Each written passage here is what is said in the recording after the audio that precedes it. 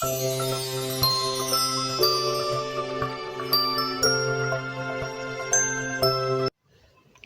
बच्चों, कैसे हो? पढ़ाई तो नहीं कर रहे होगे, लेकिन पढ़ाई करना भी ज़रूरी है।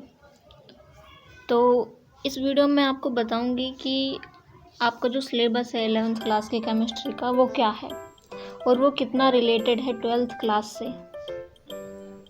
तो ध्यान से सुनो इसे।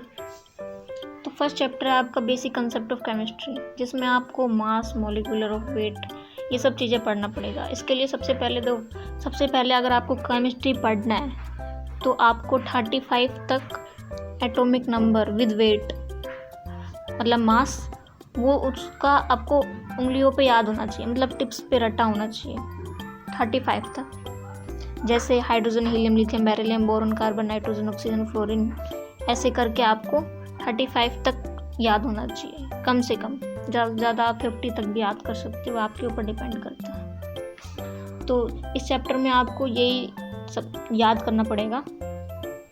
और आपको केमिस्ट्री याद करने के लिए या फिर केमिस्ट्री को सॉल्व करने के लिए आपको ये ज़रूरी है, क्योंकि आपके क्वेश्चन में भी आएगा। अब आपके क्वेश्चन में आ जाता है कि जो नियॉन है उसका एटॉमिक मास कितना होता है, तो इस टाइप से आपको याद करने पड़ेंगे। सेकंड चैप्टर है आपका एटॉमिक स्ट्रक्चर। इसमें आपको ऑर्बिटल्स के बारे में पता चलेगा, वेवलेंथ क्या होती है, ऑर्बिटल्स क्या होते हैं, और डी ब्रोगली के थ्योरी के बारे में पता चलेगा।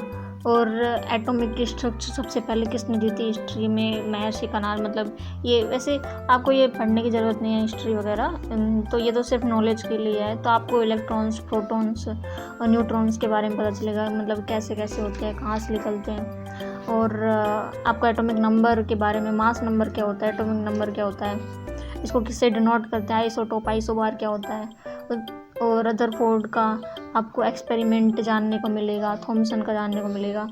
और आपको स्पेक्ट्रम, मतलब कि एटम्स कैसे निकलते हैं, कैसे इलेक्ट्रॉन्स निकलते हैं, बोर का मॉडल आपको बताएगा क्या होता है। देखो ये दोनों चैप्टर ना, ये आपके 12th में बहुत काम आने वाले हैं। आपको ये दोनों चैप्टर को एकदम अच्छे से क्लियर करना है। आपको जो फर्स्ट पार्ट है, इसमें सबसे मोस्ट इम्पोर्टेंट चैप्टर है 4th, जो है केमिकल बॉन्डिंग। ये आपकी पूरे केमिस्ट्री की नींव है, 11th की और 12th की। अगर आपने ये चैप्टर अच्छे से क्लियर नहीं किया तो आपने केमिस्ट्री को कुछ नहीं पढ़ा।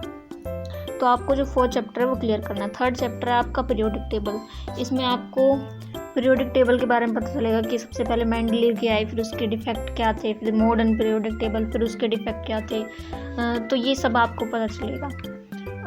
और ऑर्बिटल्स का मतलब होता है कि इलेक्ट्रॉन का घर क्या है, ठीक है। इलेक्ट्रॉन कहाँ से, किस ऑर्बिटल से बिलोंग करता है, उसका ऑर्बिटल मतलब घर ही होता है एक प्रकार से। जैसे हम कौन सी सिटी में रहते हैं, फिर कौन से डिस्ट्रिक्ट में रहते हैं, फिर कौन से एरिया में रहते हैं, तो वो चीज़ आपको ऑर्बिटल्स बताता है।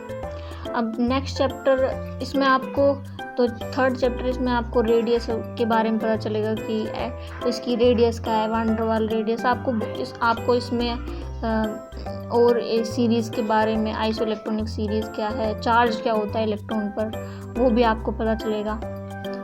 तो ये सब चीज़ें, और आप इसमें से कितने इलेक्ट्रॉन निकाल सकते हैं, कितने आप डाल सकते हैं, ये आपने शायद 10th में पढ़ा होगा थोड़ा बहुत, तो यहाँ पर आपको अच्छे से पढ़ने को मिलेगा। 4th चैप्टर है आपका केमिकल बॉन्डिंग। इसमें आपको बहुत सारी चीज़ें जानने को मिलेंगी। इसमें मैं कुछ बता देती हूँ।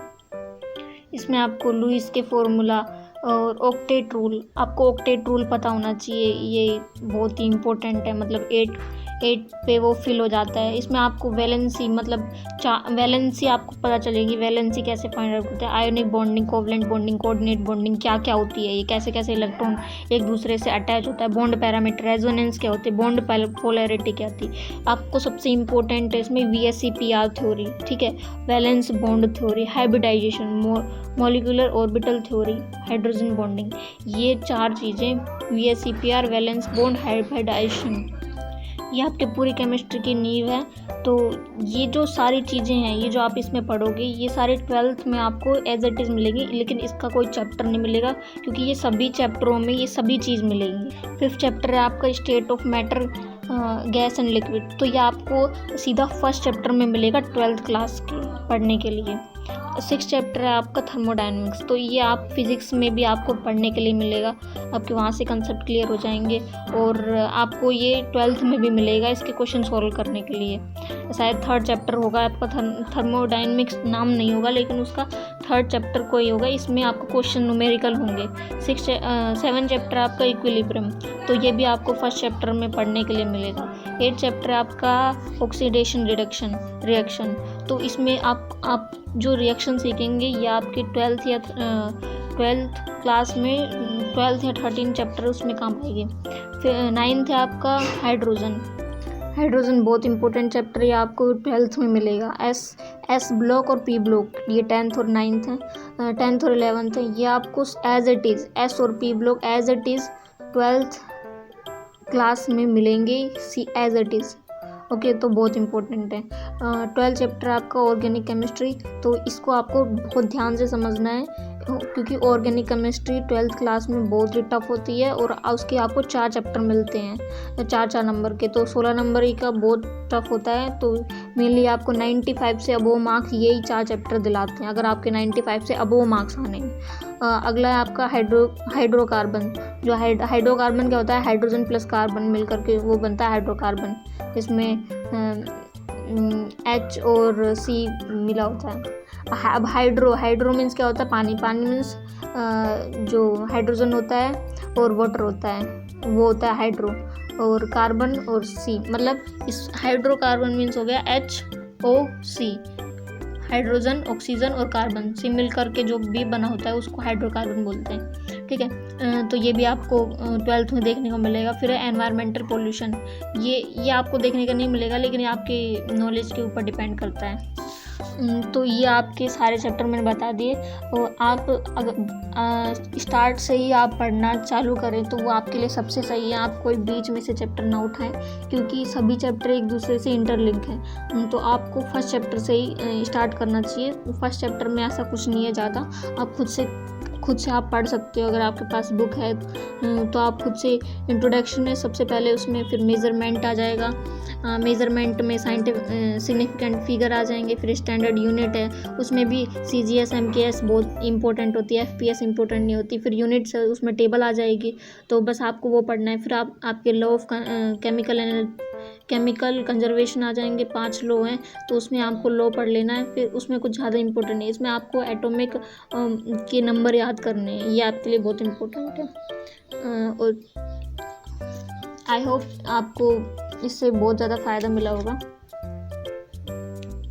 और अगर आपको पढ़ना है, आपको केमिस्ट्री के चैप्टर पढ़ने हैं, केमिकल बॉन्डिंग हो गया जैसे 4th चैप्टर, तो आप कमेंट में लिख सकते हैं कि ये मतलब ये इसमें बता दो, तो मैं ज़रूर इस पर वीडियो बना दूँगी आपके लिए।